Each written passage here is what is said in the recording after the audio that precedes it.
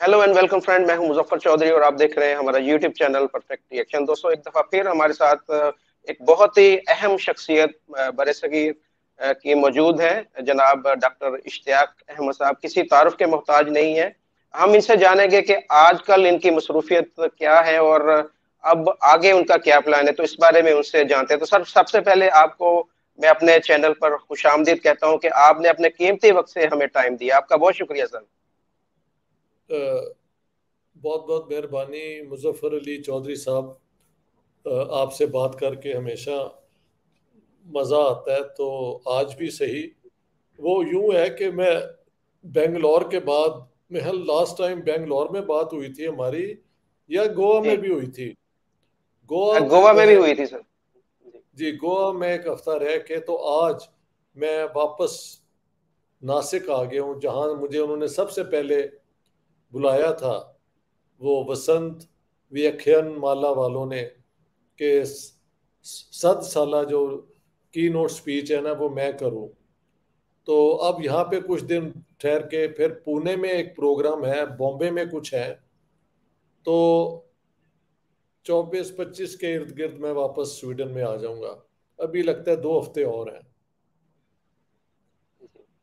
तो हैदराबाद भी मैं अच्छा गया सर। था, पता नहीं क्या बात हुई थी आपके साथ के नहीं। जी, हैदराबाद में हुई थी बात हमारी। आपने बताया था कि हाँ, वहां पर बहुत सारे मुसलमान हैं और बहुत ही अच्छे अच्छे जो वहां पर जो कारोबारी लोग हैं वो मुसलमान हैं। अजीम प्रेम जी का आपने मुझे, नाम लिया था। जी जी, जी। हाँ, मुझे मिले भी सारे, कईयों से मुलाकात हुई बेंगलोर में और यहाँ, अ, हर जगह पे।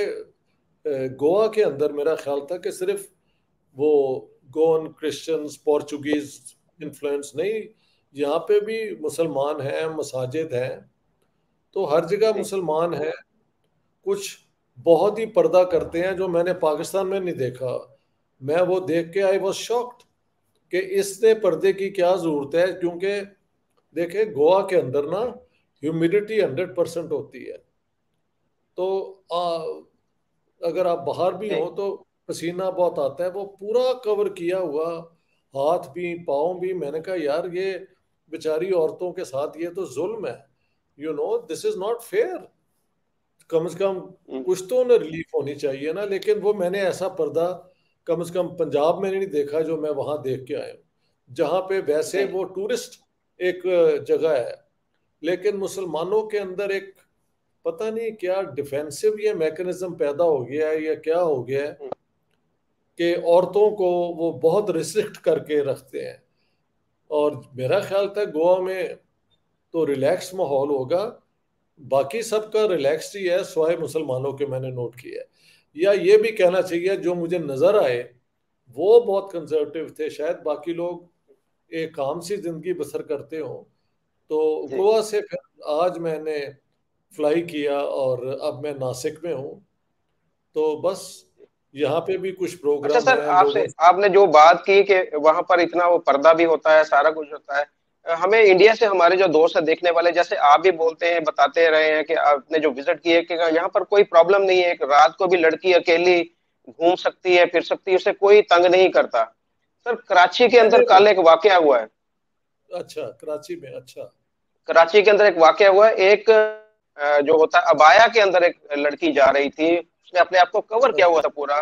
तो लेकिन उसके बावजूद एक लड़के ने वहां पर अपना, यहाँ पर हमारी माएं बहनें भी देख रही हैं, उसने अपनी निक्कर उतारी। पहले निक्कर उतार कर उसने लड़की को झपटा और उसको उसके साथ ज्यादती करने की कोशिश की। तो लड़की की तरफ से मुजाहमत पर वो लड़का फिर वहां से भागा है।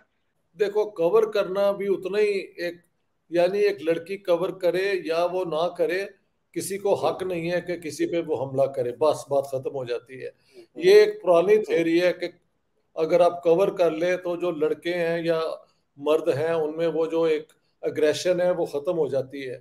मैंने तो ये भी देखा है कि बहुत कवर्ड हो तो लोग और ज्यादा इसमें होते हैं कि यार इसके पीछे क्या है। हम्म। तो कोई लड़की पर्दा करे ना करे, नॉर्मल वेस्टर्न क्लोथ्स पड़े, किसी को हक नहीं कि किसी को हाथ लगाए दूसरी की मर्जी के बगैर। तो ये मैं सुन के आई एम वेरी शॉक। देखें, यहाँ पे भी ये नहीं कहना चाहिए कि कहीं नहीं होते, लेकिन नॉर्मल जिस तरीके से लोग आ जा रहे होते हैं ना, वो ऐसे ही जी लगता है कि लोग रिलैक्स्ड हैं, लड़की हैं और सारे, मतलब ये एक मल्टी कल्चरल सोसाइटी है। और वो वाली हरकतें नहीं है जो हमारे यहाँ होती हैं। हमारे यहाँ तो बेचारी लड़की, वो कहाँ पे थी बाय द वे, कराची में किसी रोड पे थी, कहाँ थी वो? जी, कराची मेन रोड के ऊपर सर जा रही थी वो लड़की। तो जब उसने ये किया लड़के ने, तो बाकी लोग नहीं आए उसके पीछे? बाकी उसने फौरी तकरीबन ये 5 से 10 सेकंड के अंदर ये सारी उसने कार्रवाई डाली है, और सीसीटीवी कैमरे के अंदर वो रिकॉर्ड हो गया। अब पुलिस उस लड़के को ढूंढ भी रही है। तौबा यार, ये तो हादी हो गई है इस हद तक, ये जी। हरकतें होती हैं। बड़े दुख की बात है, ऐसे होना नहीं चाहिए। अच्छा सर, एक और खबर मैं आपके साथ शेयर करना चाहूंगा, जो मुझे वो भी देखकर वो काफी मुझे दुख पहुंचा है, सदमा पहुंचा है, कि हमारे जो एक सहाफी है, सीनियर सहाफी हैं, हसन निसार, आपने नाम सुना होगा उनका। जी जी। उन्होंने एक टीवी प्रोग्राम के दौरान ये कहा है कि ये इस खित्ते के जो लोग हैं वो इंतहाई घटिया है, इंतहाई जलील किस्म के लोग हैं। इस खित्ते की हमारी उन्होंने बात की है। और उसके बाद में वो कहते हैं कि जी मैंने अपना डीएनए करवाया है। और उसने 2-3 दफा बोला अल्हम्दुलिल्लाह, अल्लाह का शुक्र है, अल्हम्दुलिल्लाह कि मैं इस खित्ते के जलील तरीन लोगों में से नहीं हूँ। मेरा तल्लक जो है सेंट्रल एशिया के वेस्ट के साथ तल्लक है, या साउथ के साथ तल्लक है, ऐसे उन्होंने बोला है। तो सर कैसे देख रहे हैं कि इस तरह के एक सीनियर सहाफी, और जो इस खित्ते पूरे खित्ते को बात कर रहा है कि इस पूरे खित्ते के लोग जो है इंतहाई घटिया किस्म के अल्फाज उन्होंने इस्तेमाल किए, जबकि हम इस खित्ते पे, आप जैसे हैं या हम सब इस खित्ते के ऊपर फख्र करते हैं कि हमारा तल्लक इस खित्ते के साथ है, जिसकी एक तारीखी हैसियत है। सर कैसे आप इसको कैसे आप बात करेंगे इस पे? देखिए, अब वो क्योंकि आपने उनका नाम ले दिया है, तो मैं नहीं कमेंट करना चाहता। वो अपना प्रोग्राम करते हैं, आप उनको जज करें। मेरे ख्याल से इस किस्म का बयान जो है वो, अव्वल डीएनए तो मैंने भी कराया है, और जी अ, मेरे में फिर वो नहीं निकला जो उनके यहाँ वो निकल आया। आई don't know what, central Asia मेरे में भी है थोड़ा सा, जी बट नॉट जी एंटायरली। ये let's not talk about individuals. हाँ जी, उन्होंने क्यों ये कहा, जी। यहाँ के लोग जलील हैं, क्या कहा है कि बड़े घटिया हैं, तो वो हाँ जी, सारे घटिया उन्होंने, तरीन लोग हैं। जी पता नहीं। Anyhow, I would not like to comment on him. जी। Why should I, why should I? हाँ, ठीक है। चले सर, आप उनको छोड़ के वैसे इस खित्ते के लोगों के बारे में कुछ हमें बताएं कि हमारा खित्ता जो है, हमारी जो तहजीब है, हम लोग जो हैं, हम कैसे लोग हैं, हमारे बारे में जरा आप बताएं जरा। देखें, हमारी तारीख अगर गिनी जाए तो मोहनजो दाड़ो से शुरू होती है, और हड़प्पा से। जी उसमें बाकी बाहर से लोग आते गए और मिलते गए, आते गए और मिलते गए। तो इस तहजीब ने बहुत से लोगों को कबूल भी किया है, और वो यहाँ ही रहे हैं। जो मुस्लिम भी आए सेंट्रल एशिया से, वो यहाँ ही बस गए और यहाँ के ही होके रह गए। ठीक है, इस खत्ते की तो ये एक हिस्टोरिकल फैक्ट है। तो अ, जितने अच्छे लोग मुझे यहाँ मिल रहे हैं, अब मैं उनको घटिया कहना शुरू कर दूं तो फिर मैं उतना ही घटिया हूँ जो कि जिसको ये वेलकम कर रहे हैं। यार, मुझे तो समझ नहीं आती इस किस्म की स्वीपिंग स्टेटमेंट से, जो कहते हैं स्टीरियोटाइपिंग करने की क्या जरूरत है। और anyhow, very strange, very strange to talk in these terms. इसका कोई साइंटिफिक बेसिस नहीं है एक्चुअली। सब चीजें गलत हैं। सिर्फ चार्ल्स डार्विन की जो थियरी ऑफ एवोल्यूशन है ना, वो एक साइंटिफिक थियरी है। और जिस तरह हमें पता लगा है कि ये एवोल्यूशन में अफ्रीका से, one mother is the mother of all human beings. तो जहां जहां लोग गए हजारों साल में, वैसे ही अगर सर्दी बहुत है तो उनके चेहरे एक और तरफ के हो गए, और रंग जो है वो गोरे से हो गए। जितना वो गर्मी की तरफ आए और ह्यूमिडिटी की तरफ आए तो चेहरे और तरीके के हो गए। नेचर के साथ वो क्या कहते हैं, अपने आप को एडजस्ट करने के लिए जो ह्यूमन स्पीशीज है उसको करना पड़ा। So I believe in the theory of evolution, and evolution says we are all connected. और बल्कि जो डीएनए की जो बात करता है उन्हें बताएं कि सारों का DNA ultimately leads to an African mother from East Africa. ये है लेटेस्ट थियरी। मगर ठीक है, कोई कहाँ से आया, कोई कहाँ से आया, तो बहुत खुश हो, हम इसी धरती के हैं और हम तो इस पे ना फख्र करते हैं ना अफसोस करते हैं। जहां भी इंसान होता है, इंसान अपनी हरकतों से पहचाना जाता है, नस्ल से बिल्कुल नहीं। कोई हम कुत्ते हैं जो हमारी नस्ल जो है उसका वो किया जाए, या घोड़े हैं जो हमने भागना है रेस में। हम इंसान हैं, और इंसान जो है वो मिले जुले ही होते हैं, मुझे तो यूं लगता है। बिल्कुल सर, आपने सही बोला है कि किसी भी इंसान का जो किरदार होता है वही अहम होता है, उसके जो अल्फाज होते हैं वही अहम होते हैं, उसका जो रहन सहन, उसका जो इखलाक होता है वही चीज अहम होती है। डीएनए देखे, बाप का डीएनए भी वही है, बेटे का भी वही है, और उसके बेटे का भी वही है, लेकिन तीनों के सर उनके अपने अपने किरदार होते हैं। बाप की कोई लोग ज्यादा इज्जत करता है। अब देखे, साइंसदान का बेटा साइंसदान नहीं बन सकता, तो ये इसमें इसमें डीएनए कहाँ से आ गया? तो ये बस ठीक है, कई लोगों ने जी कभी ना साइंस पढ़ी है ना उनको डीएनए का एक्चुअल पता है कॉम्पोजिशन क्या है। जी। तो हाँ, सर देखो ना जी, अब देखे ना, जी हम अराई हैं, जी जैसे मुझे जी पता है आप भी अराई हैं, है ना? जी और सर। जी जैसे सर। हसन निसार साहब भी मुझे पता है कि अराई हैं। तो अब जी वो इस खित्ते के नहीं है, हम इसी खित्ते के हैं, अब इसका क्या किया जाए? ये इस किस्म की बेकार बातें हैं। मैंने जी जो डीएनए मेरा अपना करवाया उसके अंदर रिश्ते कई लोगों से निकलते आ रहे हैं मेरे। जाहिर है ज्यादा ग्रुप वही है जो हमारा है, लेकिन बाकी जी लोगों के साथ भी, क्योंकि ये मिक्सिंग हुई है throughout the ages. Nobody is pure anything, nobody is pure anything. So to go into a purity of race और इलाका, ये I am so sorry to hear कि आजकल ये बातें भी होती हैं। पता नहीं, I don't know what is the जी ग्रेट एडवांटेज इन इट। ठीक है जी सर। सर कोई जी। और चीज हमें बताइएगा इंडिया के बारे में। आजकल जो आप गोवा को विजिट किया और उसके बाद में जब नासिक में आए हैं, तो थोड़ा जरा अब हमें और थोड़ा बताइए इंडिया के बारे इंडिया के अंदर जो मुझे लगा, जहां जहां मैं गया हूँ उनके घरों में लाइब्रेरीज भी होती हैं। मैंने कोई घर नहीं ऐसा देखा जिसने हमें डिनर पे या लंच पे बुलाया हो और वहाँ किताबें ही किताबें ना हो। में। पाकिस्तान में घरों में किताबें जो हैं वो रेयरिटी है, मैंने कभी देखी नहीं। चंद लोगों के पास हैं और वो बेचारे एक छोटी सी कम्युनिटी है। अक्सर लोग बगैर पढ़े तो अपने फैसले भी कर लेते हैं, अपना ओपिनियन भी बना लेते हैं इस तरह ही सुन सुन के एक दूसरे से। So that's the problem. People are very educated here, people are highly educated here. India ने बहुत कमाल करके लोगों को, जो है ना आज के दौर की एजुकेशन आईटी और ये, उसमें बहुत वो तरक्की हुई है इंडिया की। इसीलिए इंडिया इज शूटिंग अप, वो ऊपर जा रहा है। तो ये बहुत बड़ा सर फर्क है। आपने बिल्कुल पाकिस्तान में आपको पता है एजुकेशन की क्वालिटी बहुत ही पुअर है, very so poor, it's so sad. हालांकि मैं वहीं पढ़ा हूँ एक ज़माने में, जी लेकिन हम पढ़े थे सेंट एंथनीज हाई स्कूल में, अंग्रेजी में पढ़े थे, निसाब भी बड़ा मुनासिब था। तो हमें एक बेहतर टीचर मिल गए और बेहतर निसाब मिल गया। ये निसाब खता ख़राब होना शुरू हुआ है 60s के बाद मेरे ख्याल से, और उसके अंदर ज़्यादा ज़्यादा रुजत पसंद और दकियानूसी ख्यालात ज़्यादा लाए गए हैं मज़हब के ओड़ में।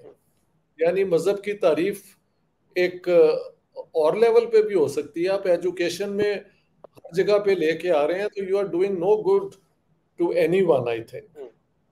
इंडिया में फिलहाल तो education is professional and secular.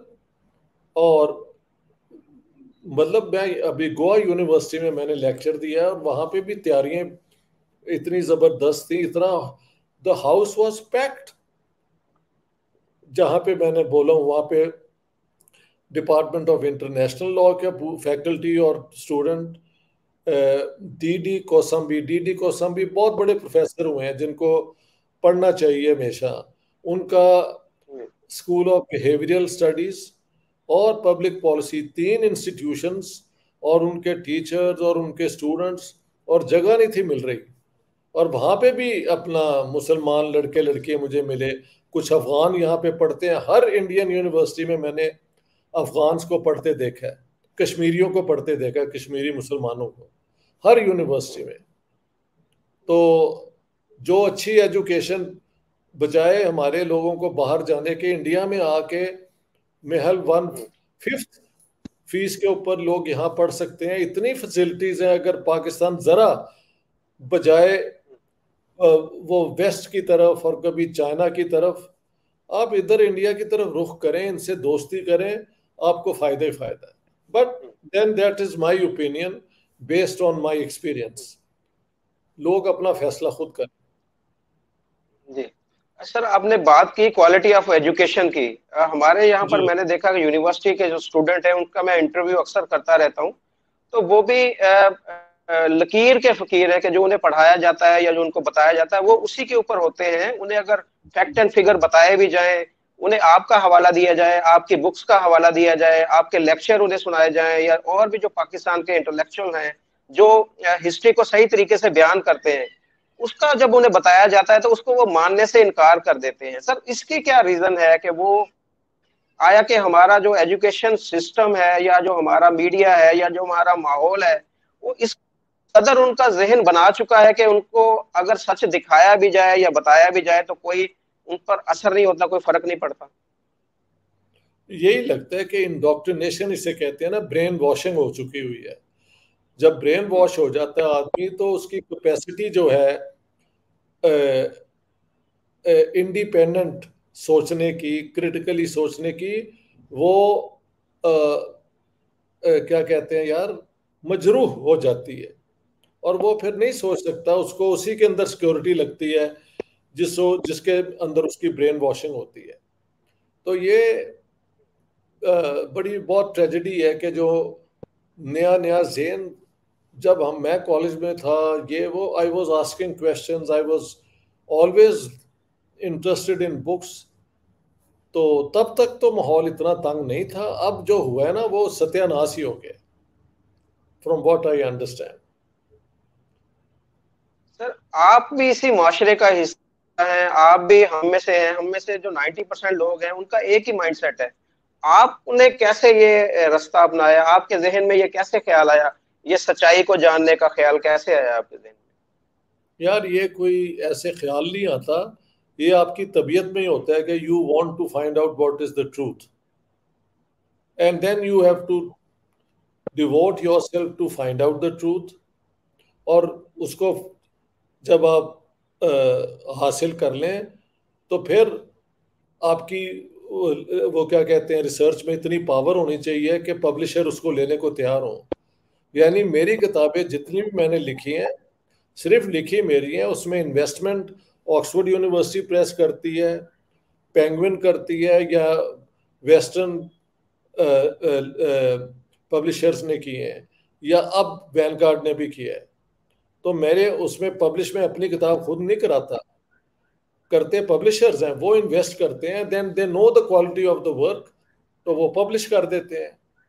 और मेरी किताबें सारी देखें, हिट की हिट हुई हैं तीनों। वो पुरानी, पहले मैंने किताबें जो लिखी हैं वो वेस्ट में पब्लिश हुई हैं। अब उसका मैंने फिर में? देखा, यार वो किताबें अगर पाकिस्तान या इंडिया में लाएं तो उनकी कीमत उस जमाने में हजारों रुपए की होती थी, अब तो महज लाख की हो जाएगी। तो फिर अगर आप लिख रहे हैं इसलिए कि आपके अवाम तक बात पहुंचे, तो मैंने कहा मैं सब कॉन्टिनेंट में ही अपनी किताबें पब्लिश कराऊंगा। क्योंकि अब मैं प्रोफेसर हूं, मुझे जरूरत नहीं है कि किसी वेस्टर्न पब्लिशर का नाम मेरे साथ हो। अब पब्लिशर मेरे पास ऑफर करते हैं कि आप लिखें, तो इसके लिए आपको मेहनत करनी पड़ती है। आपकी वो क्या कहते हैं, कलम में वो कुव्वत होनी चाहिए कि लोग आपकी बात को माने और समझें और आगे उस पर बात करें।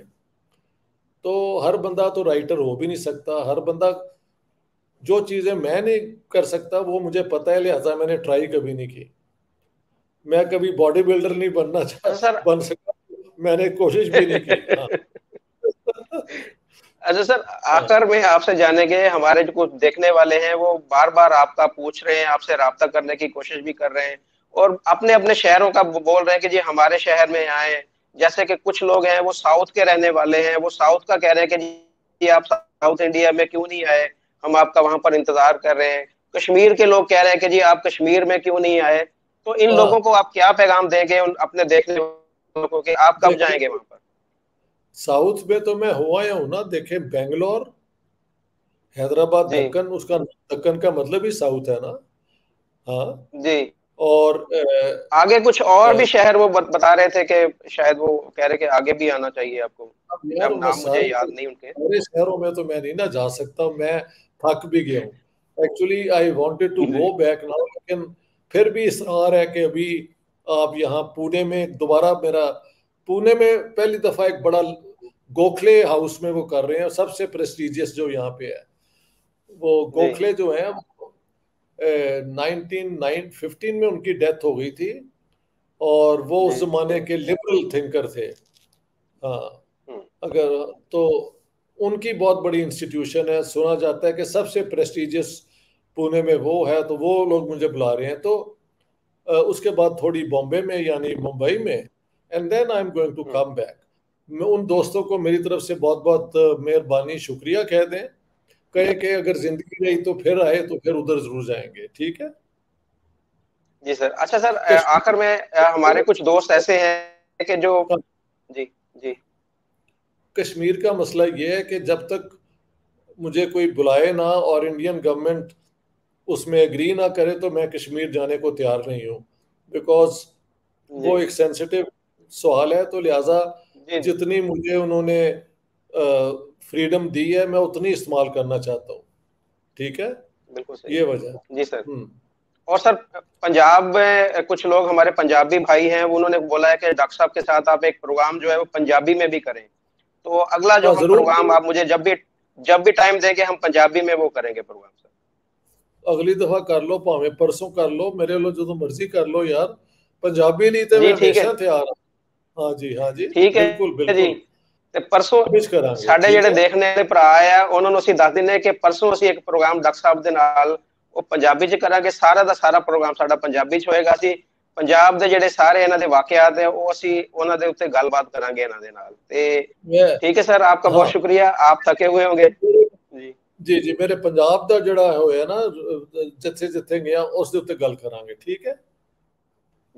जी जी। ठीक है सर, अपना ख्याल रखिएगा सर, बहुत शुक्रिया आपका कीमती वक्त ऑल का। द बेस्ट जी, thank you thank very you much so sir. Much, thank you so much. Thank you sir.